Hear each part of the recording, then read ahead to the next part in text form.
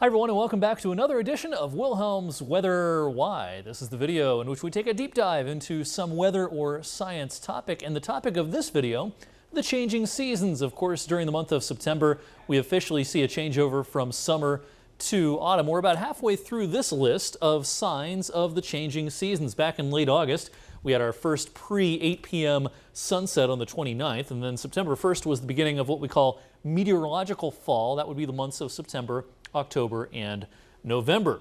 We had sunrises getting up to 7 o'clock or later in the morning on September 12th, and the days, of course, are getting much shorter at this time of the year. Astronomical fall, the beginning of the season. In most people's thoughts, this is the true beginning of the fall season. September 22nd this year. As we get into October, our sunsets start happening before 7 p.m.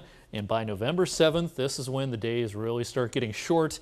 And this is when we have standard time returning, and that means it gets dark outside about 5:15. That's coming up at the beginning of November. Of course, the reason for the seasons, the Earth, it's tilted on its axis, and when the northern hemisphere is tilted towards the sun, in the northern hemisphere, it is summertime.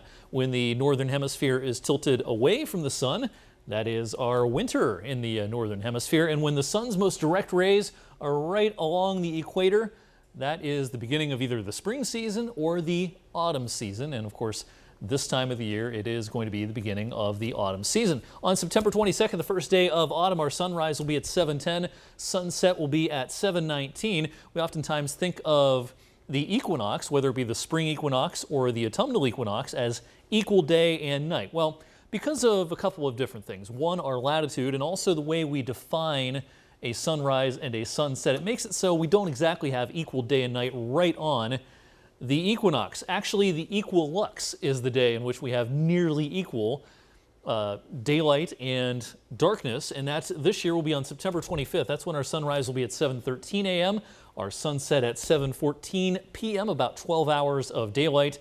And at this point, we're losing well over 2 minutes of daylight per day, all the way down to only about 9 hours or so worth of daylight at the start of astronomical winter coming up during the third week of December.